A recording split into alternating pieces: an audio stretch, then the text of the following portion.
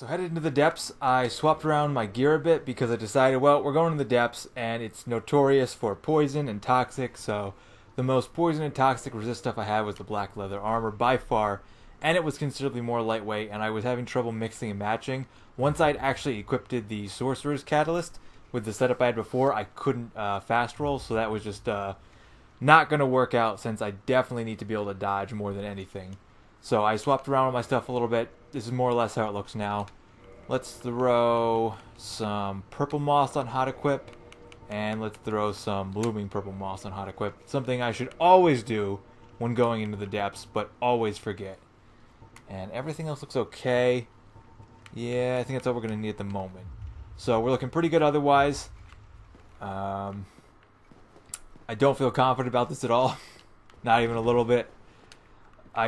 I was sort of getting back into the swing of things. Like, even right now, I can't remember if it's double tab B to drop down the ladder or hold B. I think it's hold B. But I don't want to press the wrong button because the difference is I slide down the ladder or I let go and fall. Which, you know, I don't know why all the action buttons are mapped to the same button. Well, I kind of do know, but I wish it wasn't. I guess it makes it more fun. It's kind of like roulette. Alright, let's test this out. Okay, I need him to... It's a good thing they give me a lot of these. Well, let's play it safe with this first guy. I was testing out Oral Decoy a bit. It's really a spell I've never personally used much, and I know some people have used it for joke videos or specifically using it, but it's not something you see incorporated into a typical playthrough. Did he run off the edge? Good. That's where we need him to be. Okay, it's double tap B to slide down. Okay, first guy easy. Next couple of guys not so easy. I don't know how much damage I'm going to do to them really. And I also decided that putting my catalyst into my left hand was smarter overall. Because if I'm going to use my talisman, it's going to be to heal. That's okay damage. And if I'm healing, I'm going to be defenseless anyway, so I might as well put it in my right hand where I won't be attacking while I'm healing. While the other way around, I should have my weapon out while I'm using something like Oral Decoy, so I'll be more ready to use it like I was just there a second ago. These guys really aren't too bad. It's only when they get paired with anything. I feel like most enemies in the game, maybe the Black Knights are kind of tough, are not that difficult when you take them on one at a time in a decent open area. But these guys paired with the ghouls up ahead, which those guys are more equivalent to ghouls. And I know I had looked up basilisks before, and I had read that out, but I don't think I'd read out what ghouls were. And the very just brief summary I looked up, ghouls, or what are typically referred to as ghouls, are creatures. I can't remember the full thing. I'm paraphrasing here, but are creatures that are typically found in graveyards, like sort of in like they would feed off of the dead. I think was I'm paraphrasing too far now. I've gone too far, but I know it had something to do with eating corpses, something along those lines. If you're curious, you should look at yourself. But I'm sure there's okay. Well, see, that's what I was afraid of. That was half my health. That's not good. And he's still not down. Yeah, this is gonna get tough because these guys are kind of tanky. And that was a lot of damage, mostly because I took off my armor. And I don't have any good defense armor now. If this was upgraded, I'd be doing a little bit better, but... Ah! Even on that backswing, I guess it's because it's the roll-off damage. I really need to not die just yet. And before I start running through areas... I fall off the edge. Would you do that for me? No? See, that was a bad roll. I need to mostly feel like I've killed or run through as much of the areas as I can thoroughly before I start trying to do death-suicide runs. Even though I've got very little to lose right now other than my active humanity. I don't know what you'd call that because I have no humanity, just the one I'm currently consumed to use. Should have healed there. Alright. Yeah, it's sort of hard to aim that, but if you aim it right at them, they attack sort of to the side of them, so... Surprisingly useful, and oh, here we go. Here we go. Alright. See, this is what I was waiting on. Is he faster than me? He's considerably faster than me.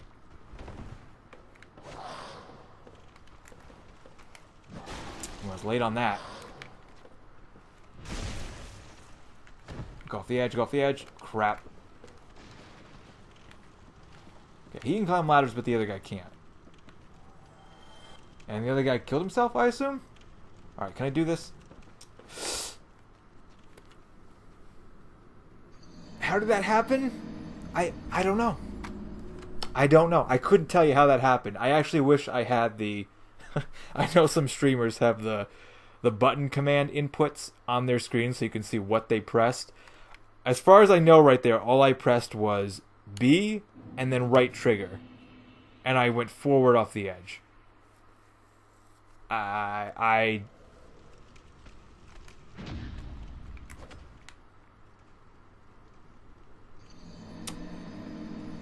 going to take full blame for that one. That was my fault.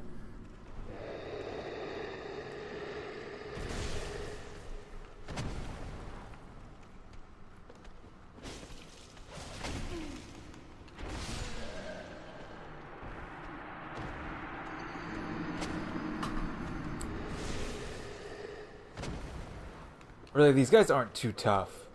They're just really meaty. And I don't have a lot of defense to take hits with. The critical damage is almost there. If I could just be doing 3-digit damage, just tapping 100, I'd be in much better shape. And it's really easy to go between backstabbing them, running around, parrying them, backstabbing them, for the most part. But I can tell. Things can just too easily fall apart. What I actually should do, I just thought of it right this second after I kill this guy, is I should equip the Ring of Evil Eye, because I'm wearing the Red Tearstone Ring, and the Red Tearstone Ring has been, well, kind of exactly how I always feel about the Red Tearstone Ring. It's very much a gamble on whether it'll be useful or not, unless I'm employing a strategy to deliberately get myself into Red Tearstone Ring, usually specifically against a boss or a very strong enemy. Unless you're going for that glass cannon kind of build, the Red Tearstone Ring is usually something I only put on if I have nothing else that's useful. And at this point, I've gotten a couple more useful rings. One of the things I actually like more about Dark Souls 2 versus 1 is you get a lot more useful rings earlier on. In this game, you can, but you kind of got to go out of your way and you have to know where they are to get half the decent rings.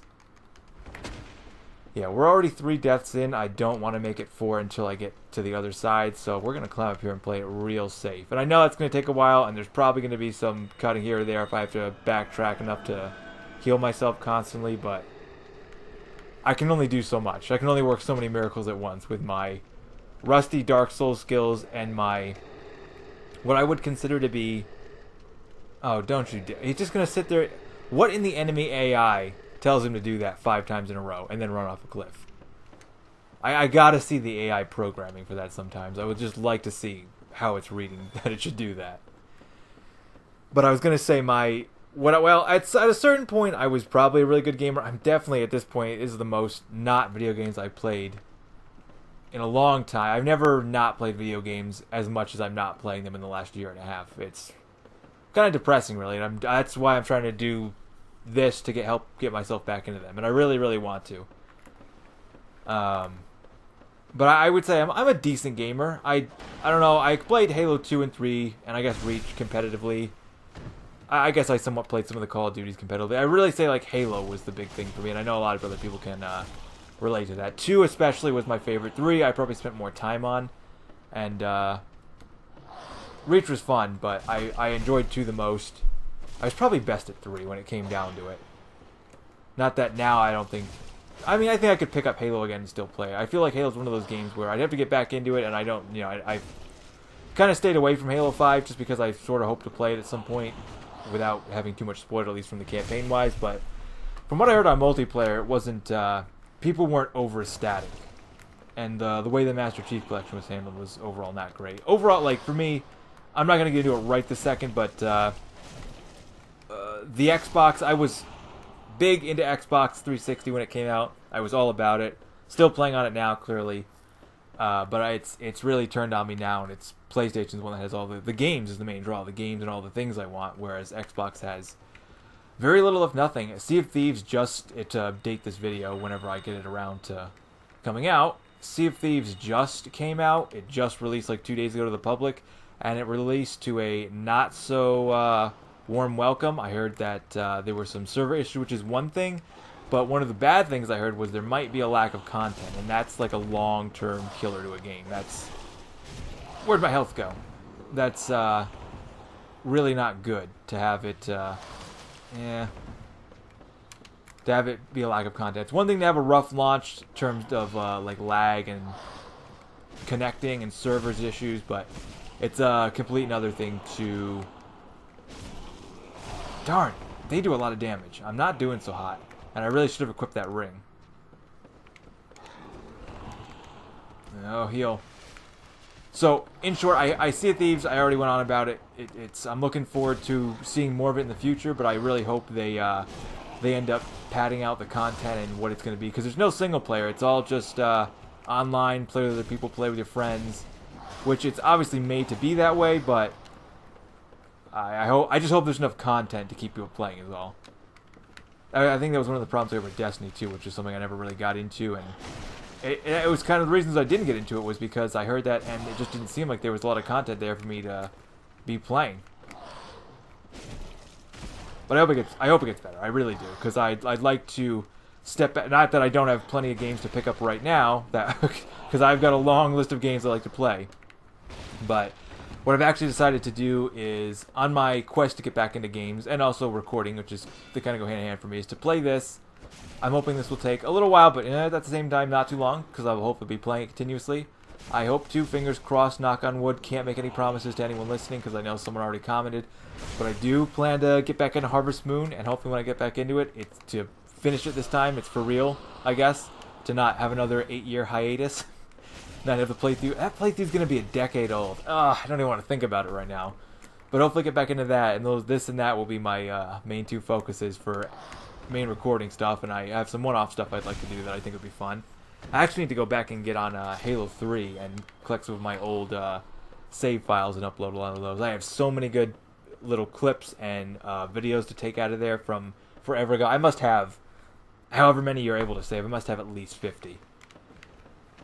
But my main goal is to actually, I hooked up my N64 and I was playing some of my older games. I just, a little while ago I completed Paper Mario, which feels like it was forever ago that I beat it, but it really wasn't that long. It was like a couple months ago, like 2 or 3 months.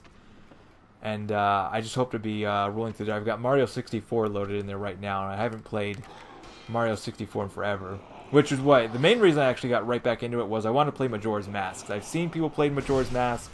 I've watched dozens of playthroughs, many speed runs, tons of things on Majora's Mask, which is actually, really, it is one of my favorite games. It's probably my favorite Zelda game. I really, really like Ocarina of Time, but I think Majora's Mask is my favorite, even after seeing stuff like Breath of the Wild and seeing games like, I haven't played Link to the Past, but I've seen it. I think Majora's Mask is my favorite. It's just so different, it's out there. No, I'll definitely do a playthrough on that at some point, but I wanted to play it when I hooked up my N64. It was the first thing I played. I hooked up my N64 and said, okay, I'm going to start again. I'm going to start playing games on the N64. I'm going to beat all the games I have. Well, not all of them, but most of the games I want to beat on the N64. Work my way up to the GameCube, then the Wii, then the Xbox 360 again, and hopefully up to present day. Once I get through all those games, that'll take me quite a while, I'll hopefully be in a position where I'm ready to get back into current gaming, like buy an updated console, hopefully buy a PC. That's my goal.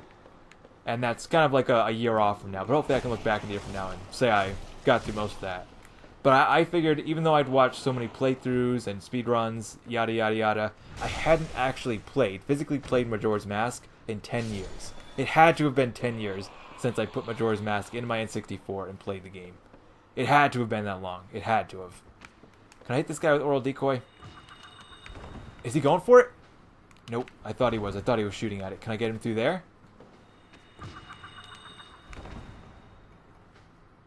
I can't tell if he's focused on me or if he's hitting the Oral Decoy.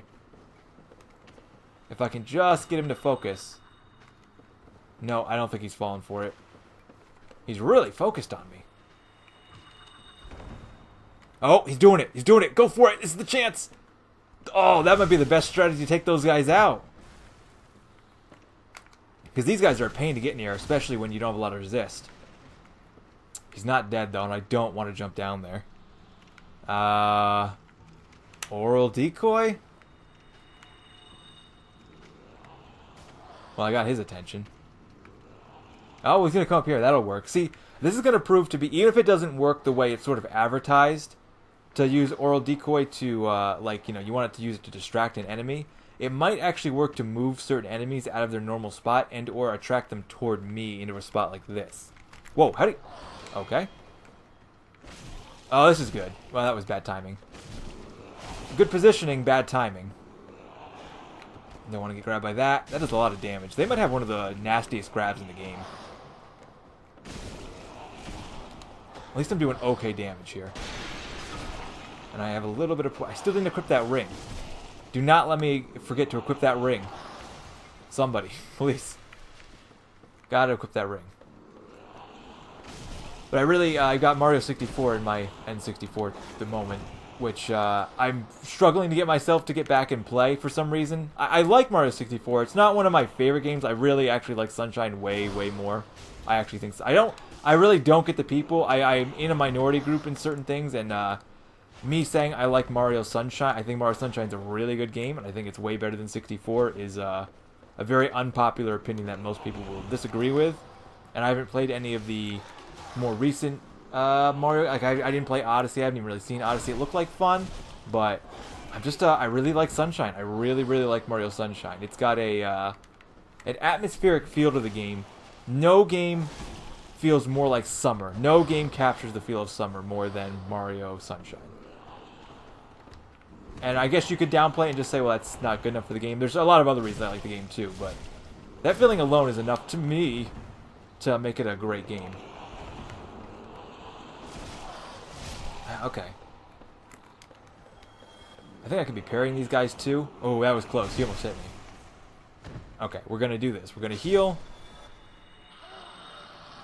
We're going to equip that ring, because I think that would be far more useful than the red Tearstone ring right now, and nothing else is quite as good. That would just be, yeah, overall, you know, I really like the Ring of Evil Eye. It's actually one of my, no other ring I feel like functions quite like that ring. And it's really good early on. It's really good for a playthrough like this. Any little quirk I can get to help me out is going to be really useful in this playthrough.